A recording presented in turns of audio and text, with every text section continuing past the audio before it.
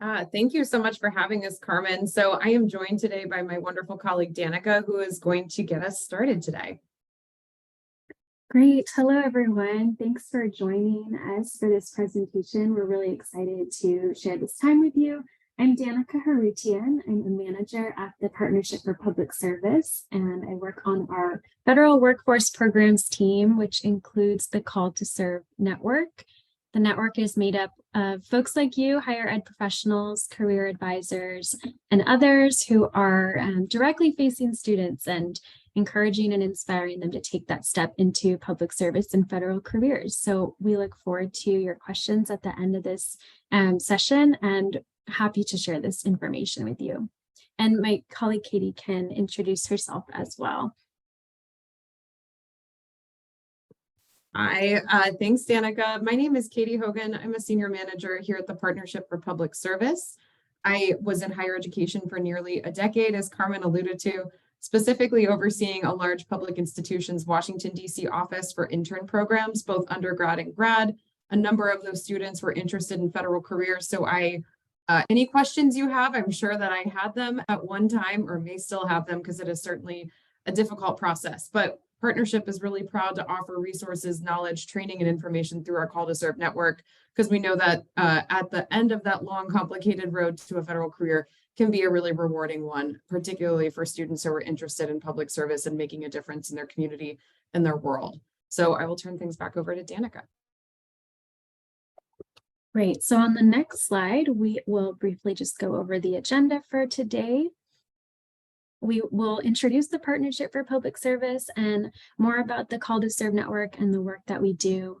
We will share an overview of careers in federal government and our GoGovernment.org resource, which is very useful and that Katie and I have both used before we even worked with the partnership. And then we'll have time for questions from all of you. And as mentioned, please feel free to type questions in the chat at any point.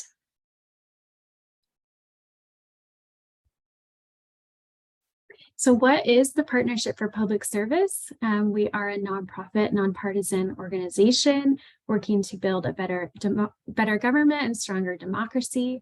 We have a variety of exciting teams and programs, and we believe that recruiting and inspiring the next generation of public servants is critical to this mission. So since you are all facing grad students and young people interested in this field, we're really excited to share that with you today.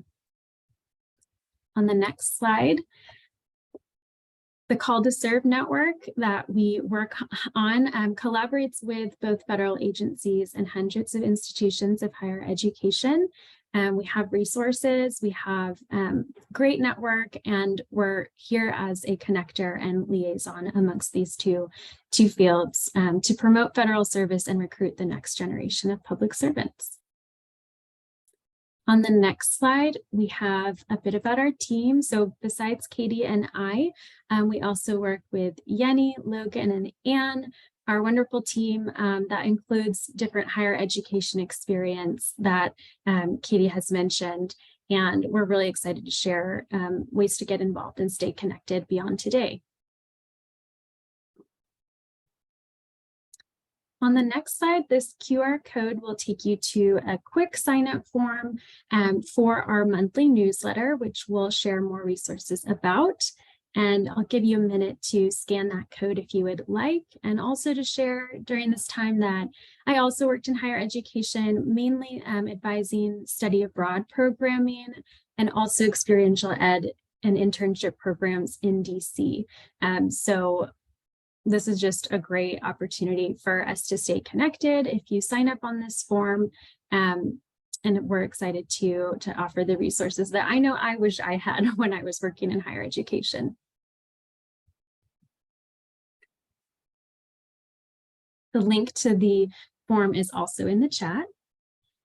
And on the next slide, for some context about our work and our team, we really have taken the past some time during the pandemic and a bit of pause there as you understand to assess, what our student needs and what our career advisor and higher ed professionals needs in looking at federal career advising and resources. So the team conducted extensive focus groups in 2021, and we've been able to revamp and provide new resources shared with you today. This includes our GoGovernment.org website that students can also access, and we'll share more about that. Last fall, the team visited over 50 higher ed institutions during the Public Service Roadshow, representing different types of institutions and geographical diversity here in the US, and reached thousands of students, and we're going to be doing that again in 2023. So we're happy to keep in touch about that as well. And so far in 2023 this year, we're really excited to have launched a new membership model and a federal advisor certificate program, which we will share more about. There are always going to be free resources through the Call to Serve network, but we also wanted to provide more robust and deep dive opportunities for federal advisors such as yourself through a membership model. Next slide, please. So as mentioned, the team engaged in focus groups from existing Call to Serve institutions from across the country in 2021. And we wanted to share what we learned and how we're addressing what we learned. So the barriers to federal hiring process, many of these might be familiar to you. Generally, there's a lack of awareness about what are the federal job opportunities for students and what do they entail?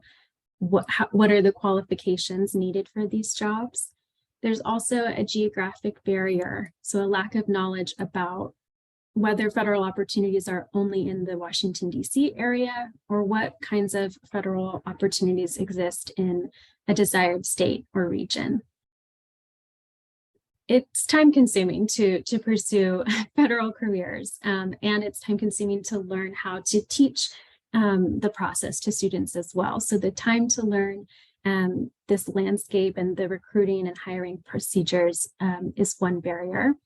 The federal resume itself is distinct and time consuming and unique, as many of you know, with a different format and different requirements, which leads us to USAJobs, which, as you I'm sure can understand as well, is a very different landscape, especially when campuses are using Handshake, Simplicity, or other recruitment tools that are all in one place, and USAJobs is a separate tool to learn for students and advisors.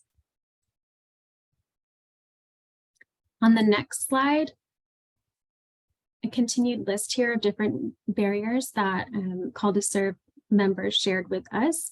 This includes the job posting jargon or verbiage used on USAJobs, concerns about pay equity amongst different industries, comparing,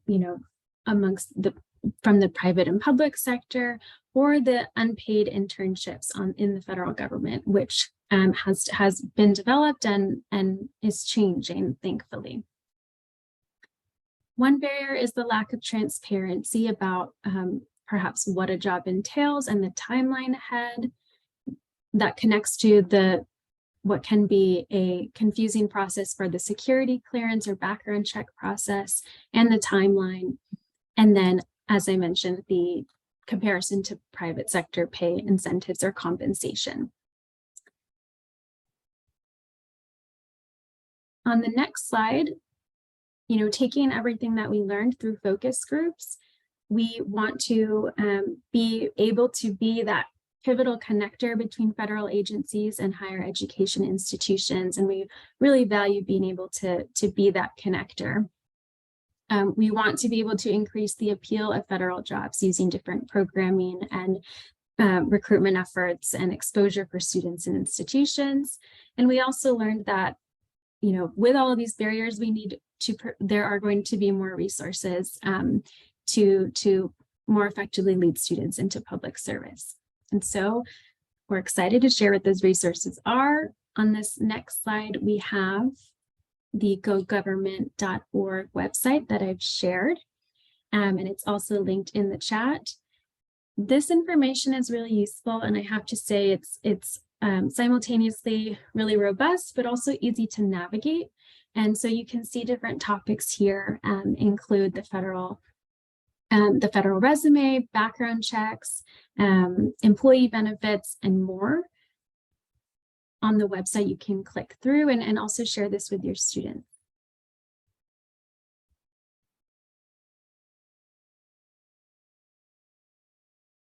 On the next slide, we have, as I mentioned, a new program that has just opened through the partnership. We're really excited to share with you today. It's the Federal Advisor Certificate Program, and registration is now open for the first session, which will begin in June, late June of this summer. It is a fully asynchronous 7-week professional development opportunity, and it is a deep dive into federal career advising. So we're really excited about all of the content and the guest speakers and the cohorts for this program. If you're interested, we really encourage you to check out more information on our website that also includes a downloadable flyer if you'd like to share that with your peers and your network. The benefits beyond the learning experience are the cohort building and the networking that you'll have with other participants, and the catalyst that it will be into serving your students and providing them with recent trustworthy information into federal career, the federal career process. So on the next slide, you can see that our new membership model, as mentioned, Tier 1 is free. We have a monthly newsletter that has great resources for you and your students. There are, a number of opportunities across the government and different agencies that are useful information for hiring events, best practices, different hiring webinars, etc. But in Tier 2 and Tier 3, we really have this affordably priced opportunity for this professional development through your institutions for one or more members of your offices to enroll in that federal advisor certificate. Katie and I are both facilitators in the program for the asynchronous course, and we're hopefully going to be able to meet some of you through that, and really excited about that this summer.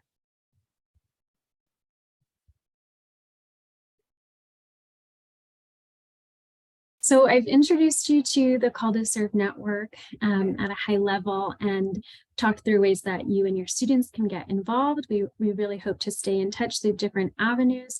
We're now going to talk about how and why students should be applying to federal jobs. On the next slide, for context, we can take a look at some of these key guiding facts that really guide our work as well. So it may surprise you, but less than 7% of federal employees are under the age of 30, and 1 in 3 federal employees are eligible to retire in the next 5 years. So when we say we need young talent in the next generation of public servants, we really mean that. And at the same time, the federal government is the largest employer in the country with 2.1 million federal civilian employees. And the opportunities are vast and different from, needing skill sets and backgrounds of all kinds. And also 85% of the federal workforce is based outside of the DC area, which a lot of people do not know, and students may be completely surprised to hear that opportunities are there for them all over the country. On the next slide, we have a visualization of federal employees by state. If you have any questions based on these numbers, we're happy to answer questions and follow up if you can't exactly see the state that represents you and your institution. I'm joining this call today from Los Angeles, California, where there are about 8% of the federal employees in the US. And I know from experience too on the West Coast and working at West Coast-based institutions that a lot of students might go to DC for a semester, but sometimes that's a big barrier for them to even think about a long-term career or even starting a career in another state. And there are so many opportunities here in California and across the country, as you can see in this map.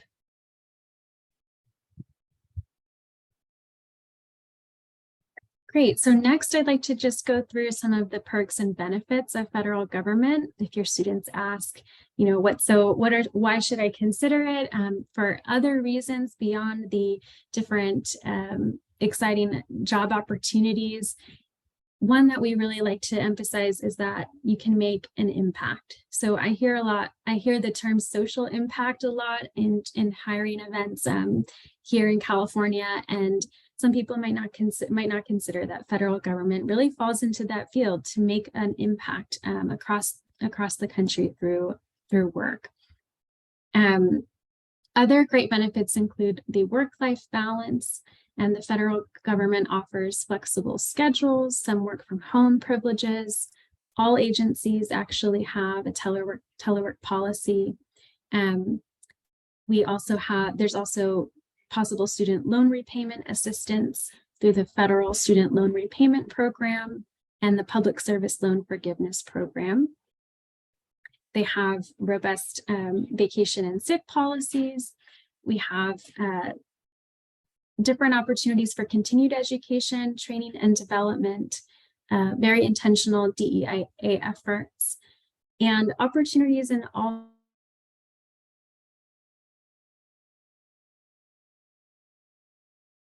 fields. So, you know, not just major across different agencies, if you can think about different examples, such as the National Park Service, or things that students might not immediately imagine as part of the federal government. All skill sets are needed.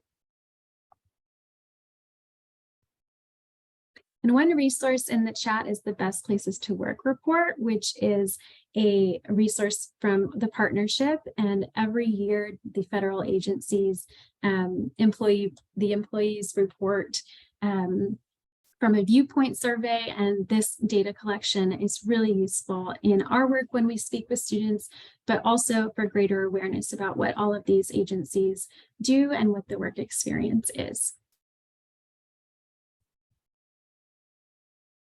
So on this slide, we have a few examples of inspiring public servants. And to wrap up my section, it's really a joy to share about them.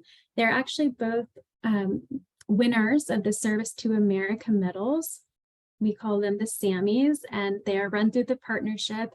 It's like the Oscars of public service, and it's really inspiring every year for our organization to read their stories, read their nominations, learn about the awardees, and learn about the work that they're doing across the world. So, for example, we have Suma Nair, who played a pivotal role during the COVID pandemic, coordinating the federal initiative to supply health centers and assist underserved populations. We also have Josh Josa from the U.S. Agency for International Development. He works for USAID and promotes education opportunities in developing nations across the world for children and youth with disabilities. Katie has had the opportunity and privilege to co-present and meet with Josh as well. And those are just two examples, two of many, many examples. And at this point, I'd like to pass it along to Katie. Thank you, Danica. Yes, it was a sincere joy. Josh went to both his alma maters with us on our roadshow, California State University, Northridge, and then Gallaudet here in Washington, D.C. And it was just awesome to learn more about the incredible impact he's had. And he's only 35 years old. So, okay, so now we're going to get into the operational, more tactical stuff. So how to actually support and advise your students through federal jobs. So we've talked about how difficult and frustrating the federal hiring system can be. But as I said in my introduction, sincerely, I learned when you break the process down step by step, share supportive resources with students. I had students who had success in USAJobs, so it can be done, and I'm sure you all have too.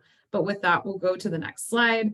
So while not every government job can be found in USAJobs, and we'll talk about a couple of those nuances later, By and large, most roles in the civil service can be found on USAJobs.gov. Couple of notes on USAJobs.gov. You do have to make a profile. So of course you would start there with your students or those you advise. And I will say the Help Center in USA Jobs has a lot of excellent resources to get started as one endeavors to understand the system. And I'm going to do a couple of video walkthroughs just to demonstrate how to actually conduct searches and navigate to opportunities. Before I do that, I will just say one of the graduate students I advised in my previous work in higher ed taught a grad student class, professional development and focus, and we had a whole week focused on federal hiring. And she said, you know, USA Jobs feels like learning a new language. Like it's just really different from other industries. You have to go to it, like they aren't necessarily coming to you. As Danica said, most federal agencies are not posting on Handshake and Simplicity. Certainly some are, but by and large, it's a whole new system that you have to socialize your students to and provide them support in order to be successful. So with that, we will go to the next slide. So this may sound really obvious, but we have found that it's often helpful to break the process down into digestible pieces for students. So after they've gone to USA Jobs, created a profile, taken a look around, it's really helpful to first get to know the filters. So as Danica said, federal government is huge and complex, 2.1 million folks, and that doesn't even include the military working in our government throughout every state and nearly every country in the world. So obviously it's going to be pretty hard at first to think about how can I search and pull out the things that will be of interest to me and that I qualify for. A great place to start is these filters. I affectionately call them the bubbles of USA Jobs. That's a Katie term, not an OPM or USA Jobs term. But get to know these little bubbles. They're a guide in the Help Center on USA Jobs, but you also see them on the side of the page every time you conduct a search. While I know you all come from different institutions, it's my assumption that the students and recent grads bubbles would likely be a really great place to start for you all to find the opportunities that are most relevant to those that you serve. But there are other special populations. You very well may have students that participated in the Peace Corps or AmeriCorps. Those are both fantastic US government sponsored programs that come with a special designation called non-competitive eligibility. That means that they can be considered for jobs essentially outside of the competitive public pile of applications, for a lack of better words. So there's a bubble for Peace Corps and AmeriCorps that you see there. So I would get to know the filters first and foremost and think about which ones apply to you when advising. The second is to review the results. So if you just put in something really broad, like all jobs in Washington, D.C., you're going to get anything from like nursing to engineering to public affairs specialist. So you want to think about how to narrow your search and how to review those results. I will just point out whenever you have a search return on the right-hand side of the page, you will see those bubbles that I love. Those indicate who is eligible to apply for the job. It is easier than you think to start applying for a job that you're not actually eligible for. So do remind them of that. And then the job announcement. You want to spend some time in the job announcement going through the summary, the overview, the salary, the locations. Sometimes there are multiple locations in which one could conduct the job. So that's good to know. And then the duties and description is really important as well. And we'll talk more about that. One quick note on the overview, it will have open and closing dates. So it might say that it's due, let's say March 31st. If there's a line that says, or when we reach 200 applications, that means there's an application limit. It's another tricky little thing in the federal government that can really throw people. That means that it very well will close before that March 31st deadline because they don't want more than 200 applications, particularly for those that you might serve, State Department and a lot of international affairs focused internships and recent grads positions almost certainly close within a day. There are strategies to be in a good place to apply quickly and submit a competitive application, but those application limits is one of my #1 USA Jobs pieces that I like to point out to folks. So we are going to watch a little video, if you want to go ahead and hit play, about what this actually looks like. And you know, if you haven't already, you'll want to like practice a little bit on your own. But let's just say we do want to look for positions in Washington, D.C. and I click the students filter. And I made this video in the fall, so there were a lot of things coming up for the spring semester and the summer even. Timelines can often be a lot sooner in the federal government.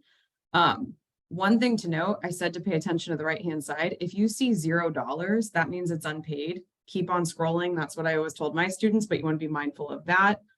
Let's look at the student temporary internship position that was posted in mid-fall. There's a great summary. This is at the Nuclear Regulatory Commission. This is their paid summer internship opportunity. Let's look at the right-hand side. There's no application limit, so great. All kinds of different locations. And we see it's open to the public by that bubble and students. And then you want to spend some real time reading through the duties. This one explains a lot of context about their internship program. They specifically say their opportunities for internships often is how they recruit for full-time positions. You want to read the requirements and the qualifications, and then we're going to talk about pay scale briefly, but here you can see what experience and years of academic experience yield in terms of pay, which is one nice thing that you can generally in government understand what you can expect to be paid, which I know can be a frustration in the private sector. You click how to apply. Most you will apply through USAJobs, but sometimes they'll send you to an external site. And then there is an agency contact. One fun feature of USAJobs is you can save jobs as you go, which is great. And it'll save them to your profile. And then we can just keep on going. So again, we didn't really narrow the search too much. That's why we're seeing a pretty diverse range of things. But let's go to this Government Accountability Office Financial Auditor, graduate intern. You see there was an undergrad option as well.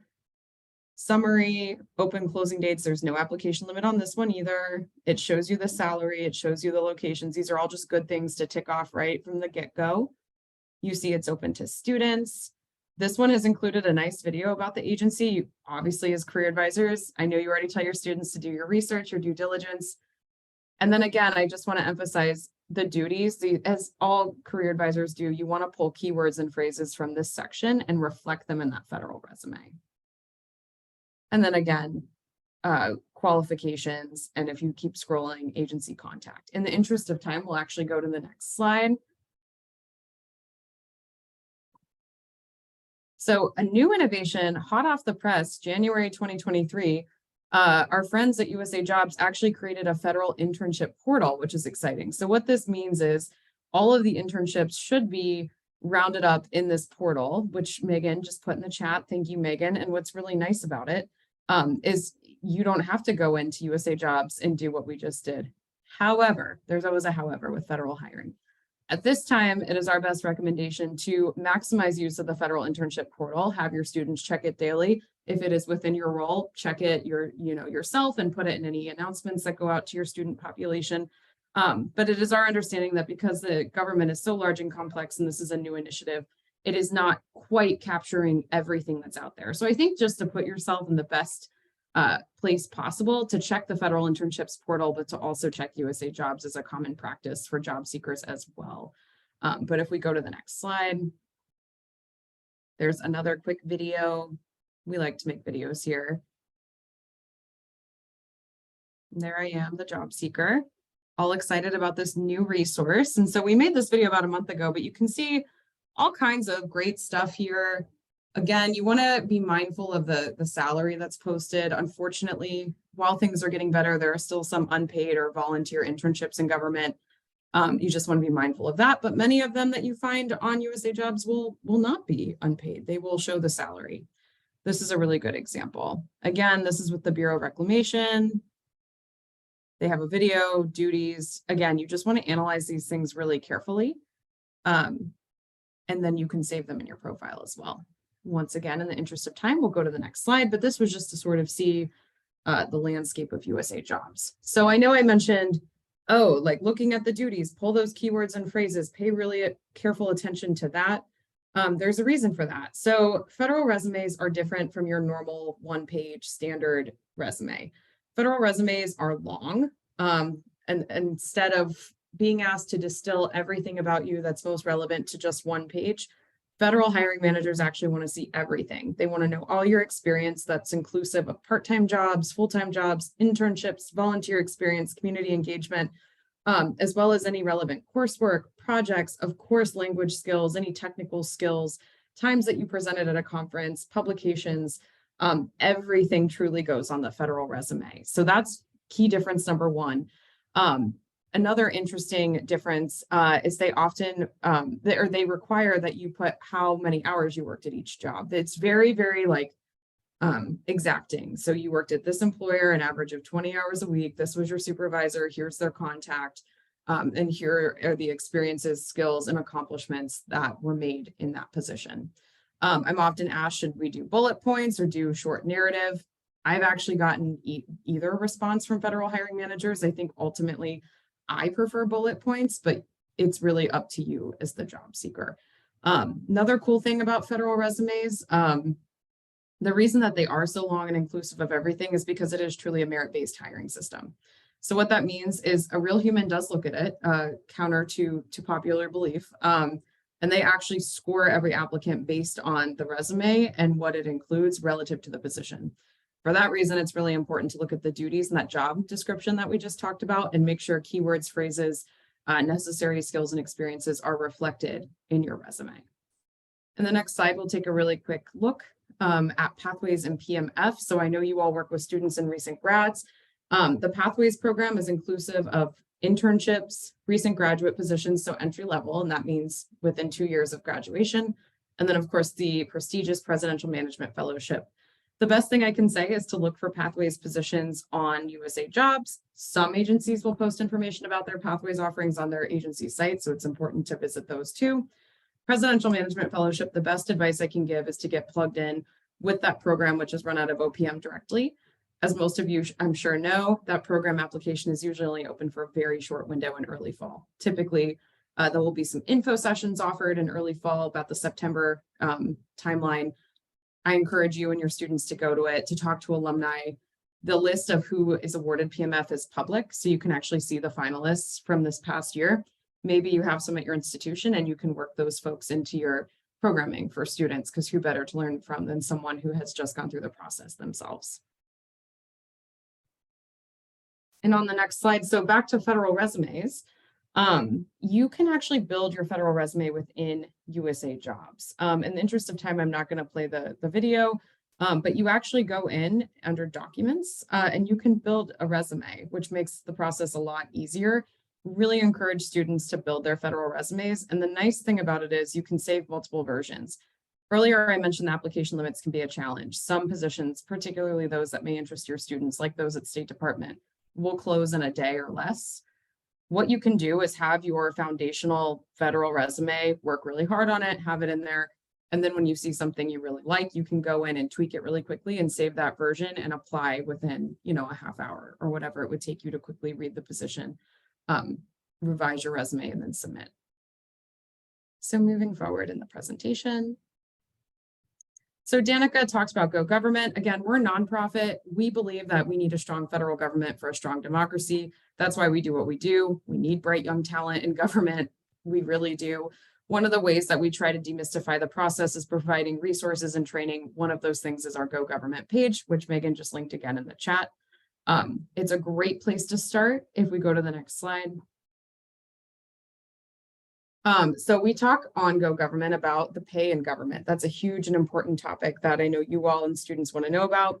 So nothing in the federal government is ever easy and straightforward. So while not every position is on the general schedule or the GS scale, as you might have heard it called, most positions are. So the GS schedule is the predominant federal pay scale for employees in the civil service. And so they break them down into grades. We have this on our website and you can read more, but typically internships or student jobs are going to fall in that GS to GS4 scale, and then entry level, so folks coming out of undergrad or sometimes even graduate students while they're in their graduate program will fall GS5 and 7. And then as you can see here, it goes on up. So as you saw when we were in USAJobs on that right-hand column where it tells you overview, how long this application is open, et cetera, you can see the scale through which they plan to hire for. If we go to the next slide. There are some alternative pay schedules. So I know Foreign Service may be of interest, particularly to this group. They have their own pay schedule, for example. Some other agencies, particularly those that are accepted, have different reasons for this, but like the Federal Reserve System, for example, they have a different pay scale than the rest of the government with the general schedule.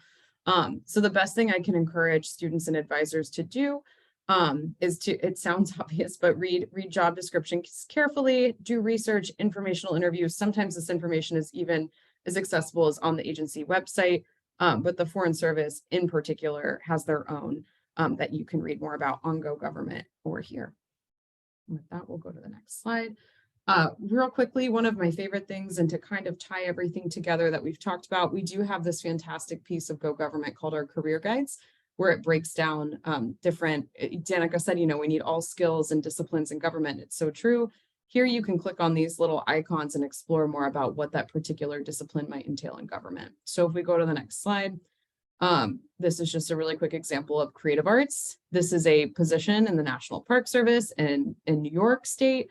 And it's just great because it gives students an idea of what you can do with creative arts and what agency.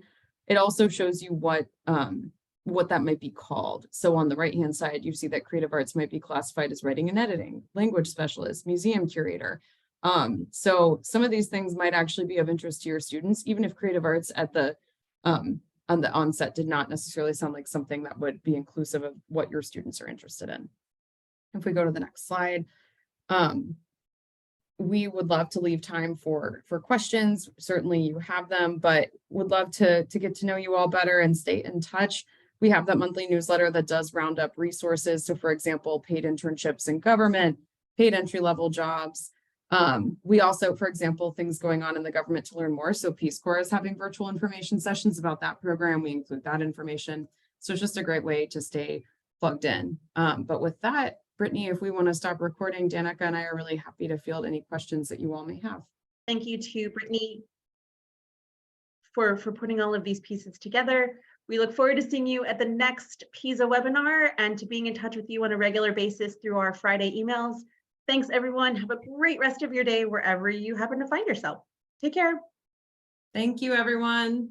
Good luck with the rest of your quarter or your semester. Thank you.